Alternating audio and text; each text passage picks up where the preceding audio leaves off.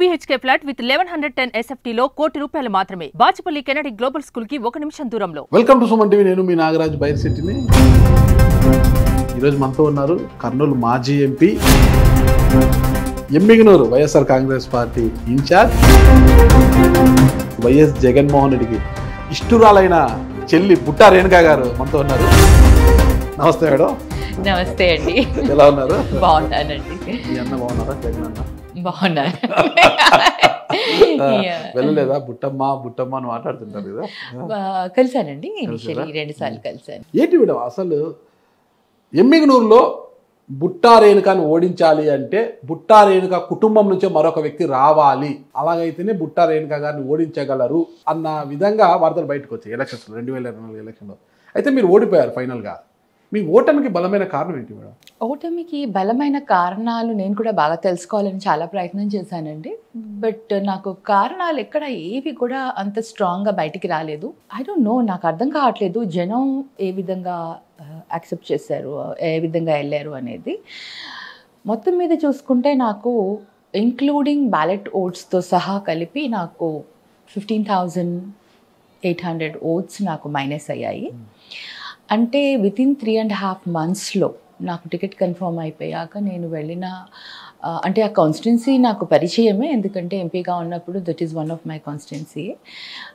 అయినా కూడా local leaders తోటి క్లోజ్నెస్ అనేది ఆ 3.5 monthsలోనే నేను చేసుకోగలిగాను. ఆ 3.5 monthsలో దగ్గరగా 90,000 ఓట్లు వచ్చాయి అంటే ఇట్స్ గుడ్. బట్ ఆ లిటిల్ పర్సంటేజ్ ఆఫ్ నేను ఓడిపోయిన దానికి రీజన్ మేబీ సూపర్ 6 అంతే అంటారా అని అనుకుంటున్నాను. చివరి నిమిషంలో ఎందుకు ప్రకటించాల్సి వచ్చింది? మీకన్నా ముందు ఇంకోని ప్రకటించి మళ్ళీ మార్చి లాస్ట్ మినిట్లో మిమ్మల్ని ప్రకటించారు, అదొక మైనస్ కాదంటారా? మైనస్ అయితే అవ్వలేదు, ఎందుకంటే నాకంటే ముందర ప్రకటించిన వ్యక్తి కంటే కూడా ఆమె స్ట్రాంగ్ క్యాండిడేట్ అని. ఓన్లీ థింగ్ ఏంటంటే చెన్నకేశవరెడ్డి గారు ఎమ్మెల్యే గారు పార్టీకి చాలా లాయల్గా ఉన్నారు, మీకు బాగా తెలుసు.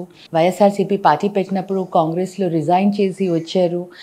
ఇవన్నీ కూడా దాంతో జగనన్న లాయల్టీకి ఇంపార్టెన్స్ ఇస్తారు. కాకపోతే ఆయన ఏజ్ పరంగా 85 years ఉండడం వల్ల జగనన్న ఆయనకి ఫస్ట్ ప్రయారిటీ ఇచ్చారు. మీరు ఎవరినన్నా తీసుకుని వస్తే మీకు అనుగుణంగామైన క్యాండిడేట్స్ని మేము అనౌన్స్ చేస్తామని చెప్పడం జరిగింది. ఆ అవకాశం ఇవ్వడం జరిగింది. దాంట్లో ఎమ్మిగనూరులో మళ్ళీ ఆ క్యాండిడేట్ని ఎవరినైతే అనౌన్స్ చేశారో సర్వేలో రిపోర్ట్స్ రాంగ్ ఎందుగా, అంటే అంత పాజిటివ్గా రాకపోవడంతో మరి నన్ను అనౌన్స్ చేయడం జరిగింది. చెన్నకేశవరెడ్డి గారికి ఆ ఆప్షన్ ఇచ్చినప్పుడు ఆయన ఎందుకు మీ అభ్యర్థిత్వాన్ని కాకుండా ఇంకొకరిని ఆయన తెర మీద తీసుకొచ్చారు? That I should ask him only. ఫస్ట్లో ఎందుకు నన్ను నా పేరు అనౌన్స్ చేయలేదు అనే దానికి నేను చెన్నకేశవరెడ్డి గారిని అడగాలండి. I don't know. మరి మీ అభ్యర్థిత్వానికే మద్దతు ఇవ్వని చెన్నకేశవరెడ్డి గారు ఫైనల్గా సర్వేలో రాలేదు కాబట్టి బుట్టమ్మ అయితేనే ఆయన గెలుస్తారని జగన్మోహన్ రెడ్డి గారు భావించి మళ్ళీ మిమ్మల్ని బరిలోకి దింపారు. అలాంటి మీకు చెన్నకేశవరెడ్డి గారు మనస్ఫూర్తిగా మద్దతు ప్రకటించారంటారా? ఎస్, ప్రకటించారండి. ఆల్వేస్ చెప్పండి. మనస్ఫూర్తిగా అంటే మాతో మాట్లాడేటప్పుడు, మాకు చెప్పేటప్పుడు, మా దగ్గర మాకు వాళ్ళ అంటే కార్డన్ అంతా ఇంట్రడ్యూస్ చేసేటప్పుడు అంతా కూడా స్వచ్ఛందంగా మాకు హ్యాండ్ ఓవర్ చేశారు.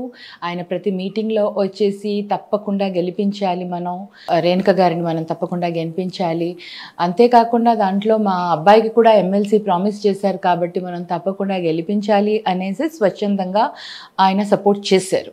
మీ అభ్యర్థితో ప్రకటించిన వెంటనే లోపాయ గారి ఒప్పందంగా చెన్నకేశవరెడ్డి గారు జయనాగేశ్వరరెడ్డి గారికి మద్దతు ప్రకటించారంటారు. ఆయన గెలుపు కంటే రెడ్లు ఏకమైపోయారు. ఒక బీసీని గద్దెనెక్కించడానికి ఇష్టపడిన రెడ్డి గారు, రెడ్డి వర్గం అంతా కూడా ఆ రెడ్డికి మద్దతు ప్రకటించారంటారు. ఏంటి, మన దగ్గర ప్రూఫ్ లేనప్పుడు మనం మాట్లాడకూడదు.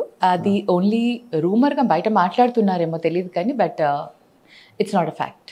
ఇంకోటి, అసలు మీ అభ్యర్థిత్వాన్ని తొలుత ప్రకటించడానికి పోవడానికి కారణం కూడా ఎన్నికలకు ముందు బుట్టా రేణు గారి ఆస్తులు వేలానికి వచ్చాయి, అది ఇది కొన్ని పత్రికల్లో రావడము, వార్తలు బయటికి రావడము, కొంత సోషల్ మీడియాలో ట్రోల్ కావడం, ఇదంతా జరిగింది కదా. ఎల్ఐసికి షాక్ ఇచ్చారు, ఎల్ఐసి కూడా మీ ప్రాపర్టీస్ని వేలం వేస్తుంది. ఇవన్నీ కూడా మీకు ఒక ఇబ్బందికరంగా మారలేదంటారు ఎన్నికల ముందు? లేదండి. ఎనీ బిజినెస్ పర్సన్కి కొన్ని బిజినెస్ పరంగా ఇబ్బందులు ఉంటాయి. అది మేజర్ కన్సర్న్ అయితే కాలేదు. ఎందుకంటే నేను అప్పుడే వాటికి కౌంటర్స్ కూడా ఇవ్వడం జరిగింది. అండ్ వాస్తవాలు అందరికీ తెలిసిందే. ఎందుకంటే ఆప్షన్ రావడము, పేపర్లో అనౌన్స్ అవ్వడము, ఇవేది హైడ్ చేసే విషయాలు కాదు.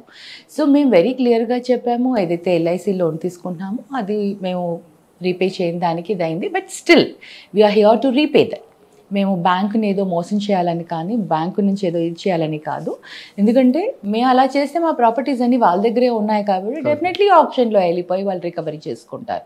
దాంట్లో మోసం అనేది ఉండదు. కాకపోతే మాకేంటంటే కరోనా టైంలో బిజినెస్ కొంచెం నడవక, కరోనా టైంలో కొంచెం బిజినెస్లు ఇబ్బంది అయ్యి, అంతకు ముందు కూడా మేము కొన్ని బిజినెస్లు లాస్లు రావడం వల్ల వీటి వల్ల కొన్ని ఇబ్బందులు అనేవి సహజం. బిజినెస్ మ్యాన్కి ఎప్పుడు గ్రాఫ్ ఒకే విధంగా అప్ వెళ్ళదు. ఒక్కొక్కసారి డౌన్ కూడా వస్తుంది, మళ్ళీ అప్ వెళ్తుంది. This is very natural. అది నేను చాలా సహజంగా చాలా క్లియర్గా ఎక్స్ప్లెయిన్ చేయడం కూడా జరిగింది. అది పెద్ద ఎఫెక్ట్ ఏం లేదండి. అంటే మొదట పార్టీ డబ్బున్న వారికే టికెట్లు ఇస్తూ వచ్చింది. ఆ క్రమంలో మీతో ఆర్థికంగా మీరు ఇబ్బందుల్లో ఉన్నారనే ఉద్దేశంతో తొలుత మిమ్మల్ని ప్రకటించలేదా అన్నది?